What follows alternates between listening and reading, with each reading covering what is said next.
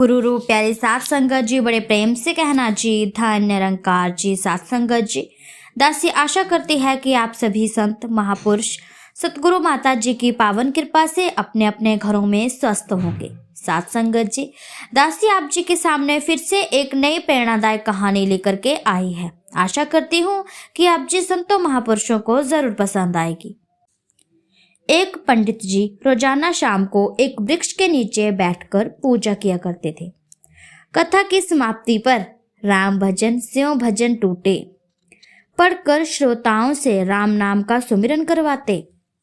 उसी वृक्ष की एक शाखा के साथ एक पिंजरा टंगा हुआ था।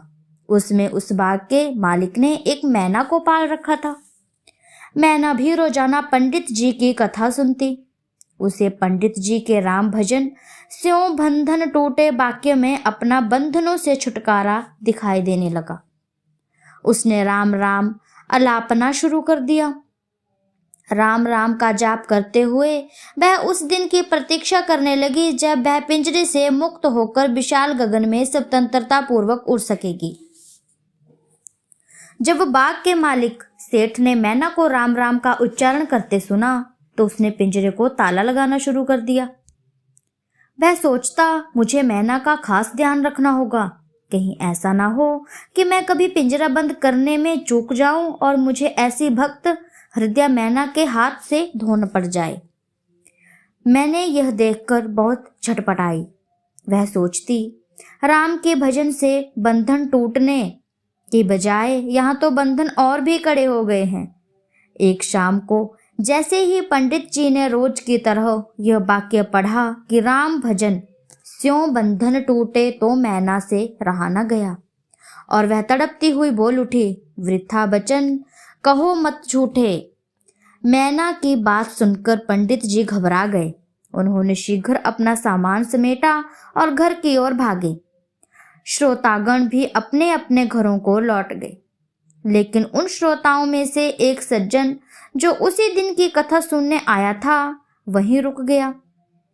जब सब लोग चले गए तो उसने मैना से उसकी बात का कारण पूछा।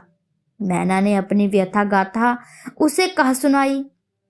मैना की बात सुनकर वह सज्जन बोला, मैं तुम्हें स्वतंत्र होने का एक गुर बताता हूँ। देखो, यदि तुम स्वतंत्र होना चाहती हो तो तुम्हें जीते जी मरना होगा। आज शाम जब सेठ आए तो तुम गर्दन ढीली करके तथा सांस रोक के लेटे रहना। इससे सेठ समझेगा कि तुम मर गई हो।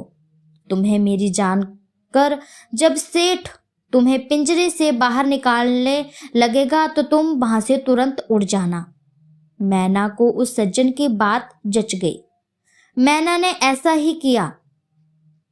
सुबह के समय जब सेठ आया तो उसने आदत के अनुसार कहा, मैना कहो राम राम। मैना ने कोई जवाब नहीं दिया।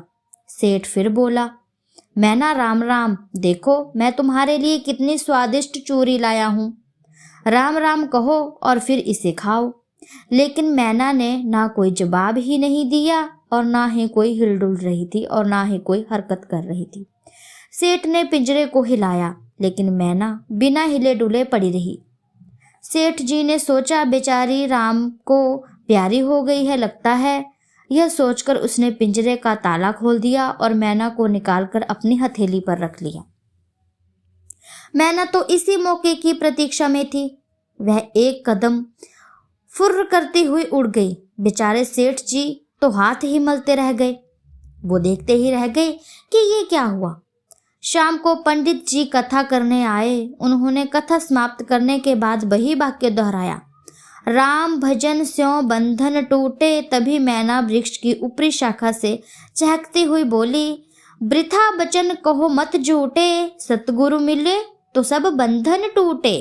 तो सात संगत जी, कैसे इस मैना ने अपने को छुटकारा पाने के लिए क्या क्या किया, ऐसे ही हमें भी इस संसारी बंधन से छूटना है। हमें इस माया में नहीं आना है। हमें भी सतगुरु के मार्ग पर चलना है जो सतगुरु हमें चलाना चाहते हैं। तो सात संगत जी, दासी की कहानी आप जी संतों महापुरुषों को अच्छी लगी हो तो चैनल को लाइक शेयर कमेंट और सब्सक्राइब जरूर कीजिएगा। मैं फिर से हाजिर होंगी ऐसी ही नई स्टोरी के साथ। तब तक के लिए धन्य निरंकार जी।